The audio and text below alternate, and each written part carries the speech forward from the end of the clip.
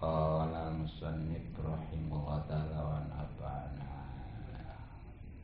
bi ulumi wa madana jazal bidaraini amin ya rabbal alamin. Bismillahirrahmanirrahim. A'udzubillahi minasyaitonir rajim. Bismillahirrahmanirrahim. Alhamdulillahi rabbil alamin. Arrahmanirrahim. Maliki yaumiddin. Iyyaka na'budu wa iyyaka nasta'in. Ihdinas siratal mustaqim. Siratal ladzina an'amta 'alaihim ghairil maghdubi 'alaihim waladdallin. Bismillahirrahmanirrahim. Wal maqalatu, dan maqalah As-salisata asyara, yang ke-13, Anil Hasanil Basri, itu dari Imam Hasan Basri radhiyallahu anhu. Radhiya, semoga ridho Allah anhu, kepada Imam Hasan Basri. Wa huwa, Imam Hasan Basri, min akabirit tabi'in, itu termasuk daripada sebagian pembesar tabi'in. Hadirin jamaah majelis taklim hadanallah, kajian kita kali ini untuk kitab Naso Al-Ibad masih di bab yang ketiga, tepatnya di maqalah yang ke-13. Sebagaimana tadi dikatakan, wal maqalatu tsalisata asyara anil Hasanil Basri radhiyallahu anhu, bahwa min akabirit tabi'in. Jadi maqalah, perkataan atau nasihat yang ke-13, bab yang ketiga dalam kitab Naso Al-Ibad ini, itu dari Imam Hasan Basri radhiyallahu anhu, yang mana beliau ini adalah sebagian daripada pembesar tabi'in. Perlu diketahui, artinya tabi'in itu setelah sahabat. Jadi kalau sahabat mah berjumpa dengan Nabi dan beriman. Nah, kalau tabi'in mah nggak sempat berjumpa dengan Nabi, ya paling mana pasti ya. Alhamdulillah kita juga ya. Dan perlu diketahui juga, Hasan Basri ini imam ya, dilahirkannya di Madinah. Itu kalau tahun Hijriahnya tahun 21 Hijriah, ya Masehinya 642. Bahkan beliau ini pernah menyusu kepada Ummu Salamah. Ummu Salamah itu salah satu istri baginda Nabi Sallallahu Alaihi Wasallam. Nah, kemudian beliau pindah ke Basra. Basra itu kalau sekarang Irak. Ya. Nah, menetap di sana sampai wafat itu, atau meninggal dunia ya, pada hari Jumat 5 Rajab tahun 110 Hijriah, bertepatan dengan 728 Masehi, dalam usia 89 tahun. banyak udah bulus ya. Ya baginda Nabi 63. Beliau mah ini 89 ya. Dan tepatnya nih beliau mah di masa kekhalifahan Umar radhiyallahu anhu. Nah, bagaimana makalah perkataan atau nasihatnya? Man la adaba, siapa orang yang tidak ada adab lahu baginya, ma'allah ta'ala, tentunya kepada Allah ta'ala, wa ma'al khalqi, dan kepada makhluk. La ilma, maka pasti tidak ada ilmu lahu baginya, yutadu, yang dianggap bihi ilmu tersebut.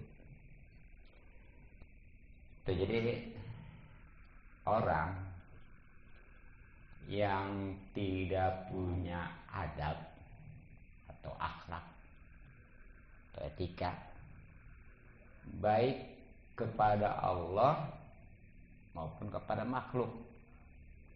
Ya, kepada Allah tentunya kan harusnya dia takwa, menjalankan segala perintahnya, menjauhkan larangannya. Ini malah sebaliknya. Perintah bukan dijalanin, malah ditinggalin, dosa. Larangan bukan ditinggalin, malah dikerjain, dosa juga. Jadi dosa itu bukan karena ngerjain yang diharamkan, termasuk meninggalkan yang diwajibkan juga sama, terutama ngaji itu ya, dasar. Nah itu. Nah kalau akhlak, adab atau etika kepada sesama, ya tentunya dia jangan zalim, jangan banyak macam-macam zalim ya, menyakiti, menghina, pokoknya mah yang hubungannya dengan baik sikap maupun hati. Itu hati-hati. Sebab walaupun dia itu berilmu, tapi dianggap nggak berilmu tuh orangnya kayak begitu. Walaupun istilahnya dia ustadz, kiai, ulama ya, tetap yang katanya banyak ilmunya, kalau nggak ada adab, sekali lagi itu nggak dianggap ilmu. Ya, kan ada seperti levelnya itu dia disebut ustadz, kiai, bahkan ulama, tapi nggak sejalan. Apa yang diharamkan oleh Allah dikerjain, yang diwajibkan, yang diperintahkan malah ditinggalin. Itu ya, terutama kadang-kadang karena demi kepentingan yang tentunya dunia ya, itu istilahnya menjual ayat. Pokoknya mah dia agama ini untuk cari kehidupan. Nauzubillah ya. Jadi bukannya dunia untuk agama, tapi agama untuk dunia. Nauzubillah ya. Nah itu sekali lagi nggak dianggap berilmu, walaupun dia itu ustadz, kiai, bahkan ulama. Kemudian waman la sobro, dan orang yang tidak sabar lahu baginya ala tahammulil balaya, menanggung balahi, wa azal khalqi, dan menyakitinya makhluk, wala masyaqqati jitina bil ma'asi, dan atas beratnya menjauhkan maksiat-maksiat, wala adail fardi, juga atas menunaikan kepaduan ladina, itu tidak beragama lahu baginya yutadu yang dihitung atau dianggap di agamanya tersebut. Jadi ya, orang yang enggak sabar dalam menanggung ujian, cobaan. Nah ini yang namanya ujian, cobaan ya, sebenarnya mah sama sih sama sekolah, walaupun ada perbedaannya juga. Persamaannya nih, ujian hidup dengan ujian sekolah. Dua, yaitu satu, ujian itu sudah disesuaikan dengan kemampuan. Ya seperti sekolah SD pasti kan ujiannya atau iya ukuran SD gitu ya. Enggak mungkin anak SD dikasih ujian SMP, apalagi SMA ya, gitu kan? Gitu disesuaikan. Nah sebenarnya mah ujian hidup juga sama, enggak bakal nguji Allah kecuali itu memang sesuai kemampuannya. Ya dalilnya itu kan ada, sering kita dengar ya, bahkan baca tadi ya, la yukallifu nafsan illa wus'aha ya. Jadi tidak membebani Allah kepada suatu jiwa kecuali sesuai kemampuannya. Walaupun ini biasanya dipakai dalil tentang kemampuan dan tidaknya yang berkaitan dengan ibadah. Tapi dalam hikam itu termasuk kategori ujian hidup juga sama begitu. Itu yang pertama, yang sama ya. Makanya optimis saja, dan itu pasti berlalu ya. Yang kedua, persamaannya nih antara ujian sekolah dengan hidup. Ujian itu sebenarnya peluang untuk meningkat. Ya, kalau sekolah mah mungkin kalau dia kelas 1 ataupun kelas 2 mungkin naik ya. Kalau kelas 3 mah atau lulus gitu ya, gitu kan? Gitu. Asal dia benar menyikapinya. Tuh, jadi nggak bakal dia naik kelas ataupun lulus kalau nggak ikut ujian. Nah, dalam hidup juga sama. Sebenarnya mah dasarnya tuh, setiap kali ada ujian itu sarana, peluang untuk meningkatkan derajat. Asal nyikapinnya benar. Satu, dia terima, kemudian ya robah kalau memang miskin mah atau bagaimana aja, atau usaha misalnya ya. Kalau sakit atau berobat, ya kalau bodoh atau ngaji. Peningkatan. Nah itu ya, sama tuh. Jadi kalau memang pengen naik derajat, kalau sekolah mah tadi naik ataupun lulus kudu ikut ujian. Kalau memang dia nggak mau ikut ujian, atau jangan pengen naik kelas, jangan pengen lulus. Kalau hidupnya jangan pengen naik derajat. Makanya semakin besar ujian itu justru semakin tinggi bahkan derajatnya. Makanya juga ya beda ujian, umpamanya orang biasa, terus kemudian orang yang berilmu, kesononya ujian para wali, apalah para nabi, beda ujiannya, karena memang levelnya, derajatnya juga beda bakalannya, prestasinya gitu. Nah itu persamaannya ya. Nah perbedaannya hanya satu nih. Kalau ujian sekolah atau kuliah itu kudu diselesaikan sendiri, nggak boleh diserahin ke guru. Ya, kata dia, Pak Guru, susah lah nih, beresin Pak Guru. Atau nggak naik tuh mah, gagal ya. nggak bakal lulus. Tapi kalau ujian hidup, justru harus serahin ke Allah.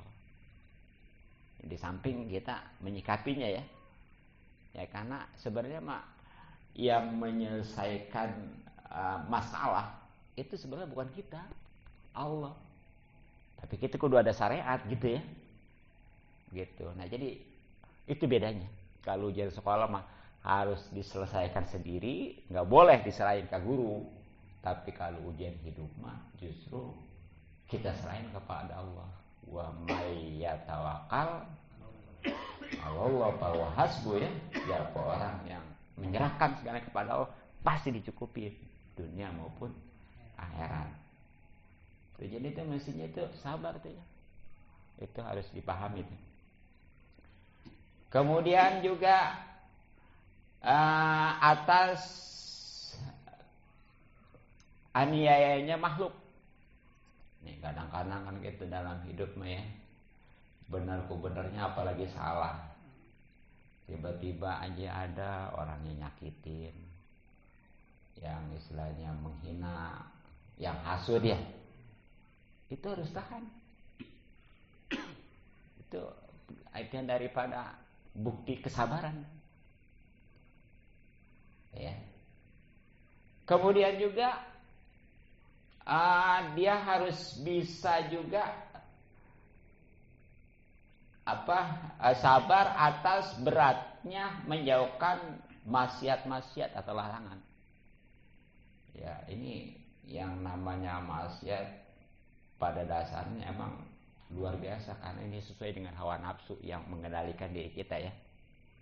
Makanya dalam hadis itu ada al jannatu ufat bil makari wan naru ufat bisyahwat.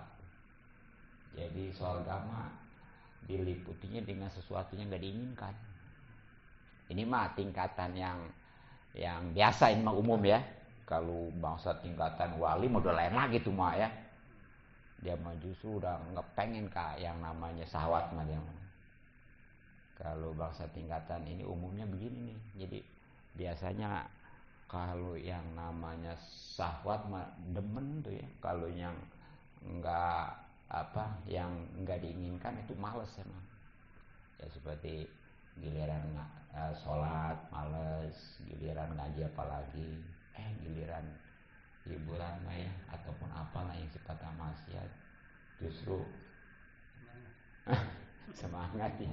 Itu padahal tadi tuh ya al jannatu hufat bil makari, surga itu diliputi dengan suatu hal yang tidak diinginkan.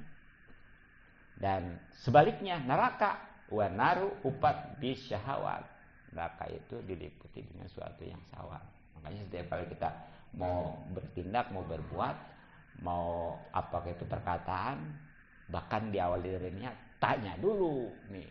Nah itulah perlunya kita ilmu gitu ya. Diawali dari ngaji. Dan juga atas menunaikan keparduan, berat juga ini memang ya. Gitu ya. Tuh. Yang mestinya itu ujian harus ditahan, kemudian sabar juga daripada kezoliman makhluk ya. Bahkan tuh ada kisah kalau nggak salah mah Hasan Basri juga tuh ya.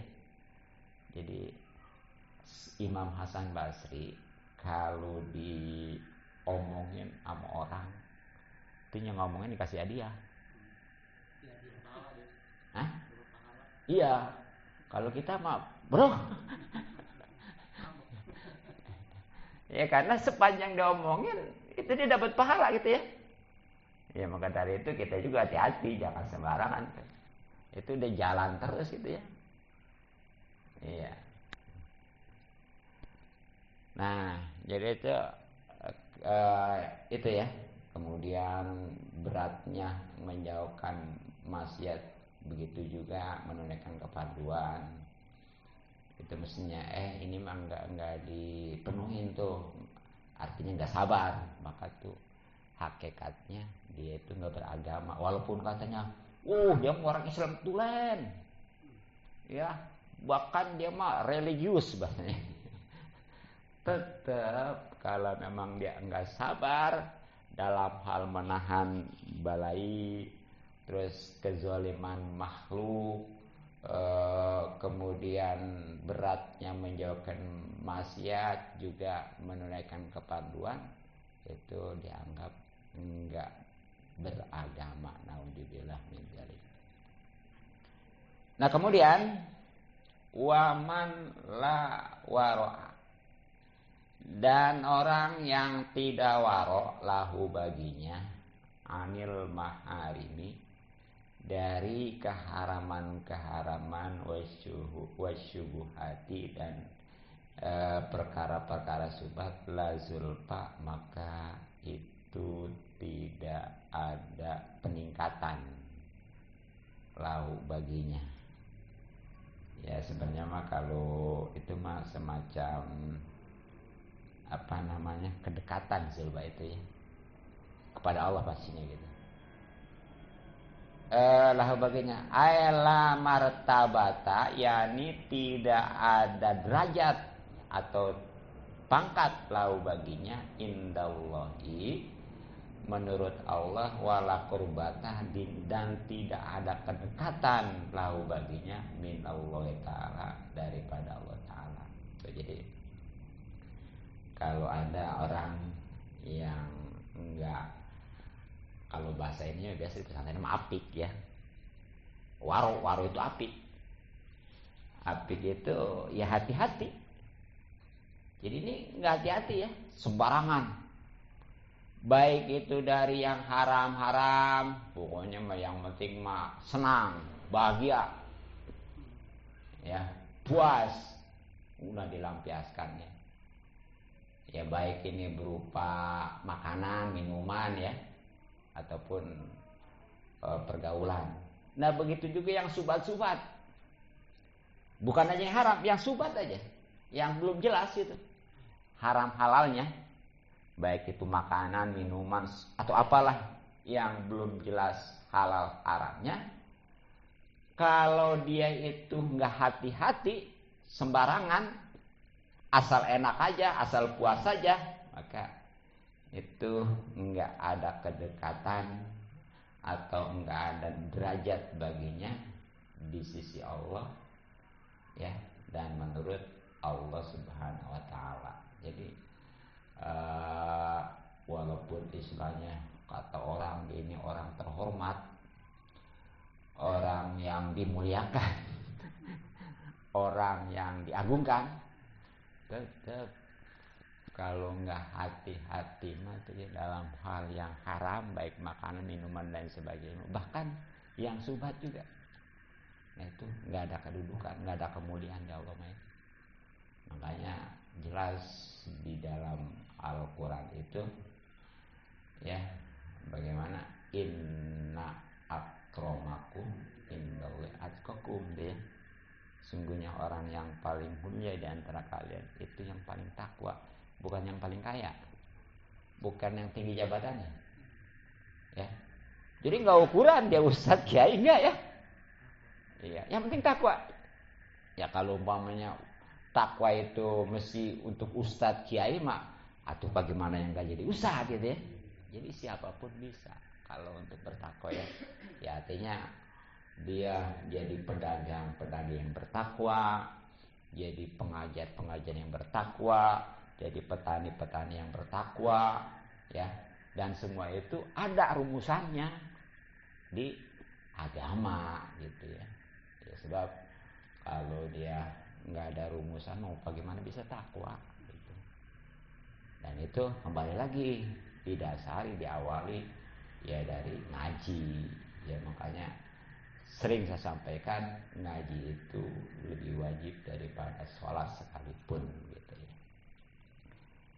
Nah itulah kurang lebih makalah, perkataan atau nasihat yang ke-13, bab ketiga kitab Nasul Ibas, yang artinya nasihat-nasihat untuk para hamba khusus kita. Mudah-mudahan kita bisa memahami dan mengamalkannya, sehingga insya Allah akan selamat